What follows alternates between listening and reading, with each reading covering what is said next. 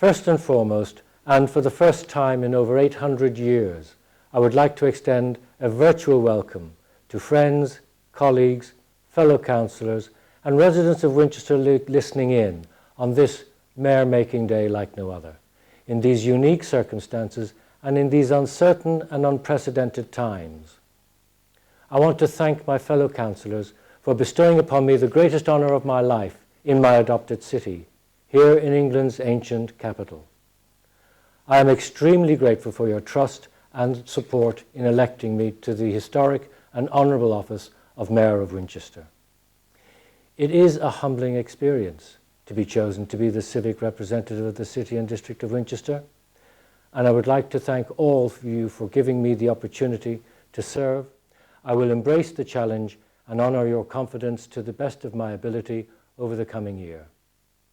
Together with my wife Joy, I hope to be able to get out and meet as many residents as possible when circumstances permit. By way of background, my wife Joy and I came to Winchester in December 1985, when I was appointed General Manager of the Wessex Hotel here in the city. We lived first in Bishop's Waltham, then Otterbourne, and finally moved to Littleton in 2000, where we still live. Our 3 children, Richard, Henry and Olivia, were all born in the maternity wing of the Royal Hampshire County Hospital. In 1988, my work took me to London as General Manager of the Kensington Close Hotel and subsequently to the Waldorf Hotel in the Aldwych for 3 years. I then took on a multi-unit regional management role closer to home for 5 years, covering post house hotels in Fareham, Portsmouth and Southampton, before returning to the London commute again for several years as General Manager at the International Hotel at Canary Wharf and later Operations Director for the UK for Citadine Apart Hotels.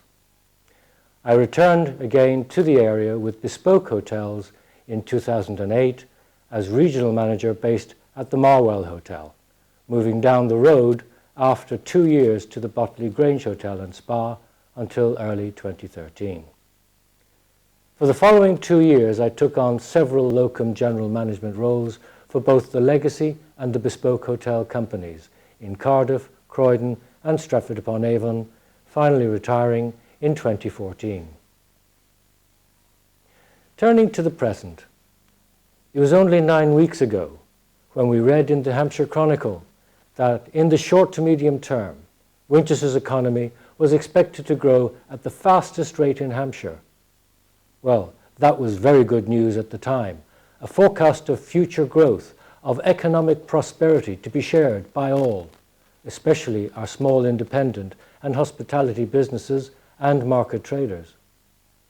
Then we were visited by the coronavirus pandemic, and the words lockdown took on a whole new meaning. Who would have guessed that in a matter of days, not just Winchester, but the whole world would change utterly? 9 weeks ago? Given what has happened since then, that could have been 9 years ago.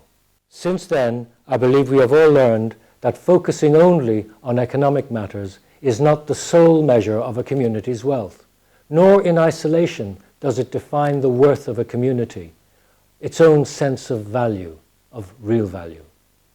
I'm talking about pride and a sense of belonging, of community service, volunteering, of participation in society. The long-term development of a local community spirit is of equal, if not more, value when tragedy and emergencies occur. During these recent uncertain and difficult times, we are inspired by that community spirit. We are inspired by the selfless desire to help each other, especially the vulnerable in our society. It is that which has stood out like a beacon here in Winchester. We have all witnessed and are deeply impressed by the individuals, the volunteers, the charities, the informal communities, faith and village groups which have sprung up to help those less able, shielding and self-isolating neighbours, with shopping, prescriptions, home assistance, or a simple comforting phone call to say, "We are here if you need us."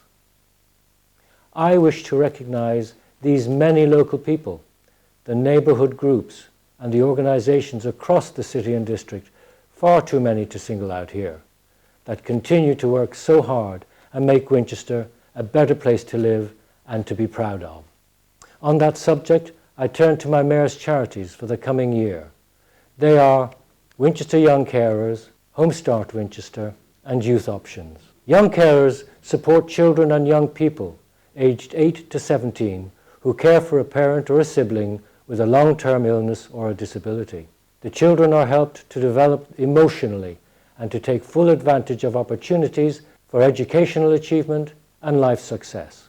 At Home Start, 35 volunteers support approximately 80 families and over 150 children under 5 years of age. These families are experiencing a wide range of difficulties such as isolation, low self-esteem, mental health issues, and a lack of parenting skills. Home Start's work to help parents cope in these increasingly pressurized society. Youth Options has been supporting care leavers throughout the pandemic, and they offer as many disadvantaged children as possible the opportunity to realize their potential and improve their life chances for a better future. Focusing on outdoor learning, whatever their life circumstances, over the past 80 years they have delivered in excess of 1,000 youth programs and helped thousands of children, with over 4,900 engaging in their programs in 2018-19 alone. Unfortunately, under COVID-19, the requirement to maintain social distancing, the understandable anxiety and reluctance to attend public functions, and its impact on charity events will of course make fundraising somewhat more challenging this year. But I know everyone will do what they can to support these hugely deserving charities in new and inventive ways. In closing, I would like to express my thanks to all the health and care workers, frontline and support services staff, and the thousands of key workers working so hard to get us through this emergency, sometimes at great personal cost. With this in mind, at these trying times, I wish to offer my sincere condolences to those who have suffered the loss of family members and loved ones before their time as a result of this pandemic. Each loss is painful and personal. Our thoughts are with you at this very difficult time. I am, however, confident that with determination, resilience, and scientific know-how, like the many challenges this country has faced in the past, we will also overcome this hideous disease and emerge again in a better place, on a better day, and in a better time.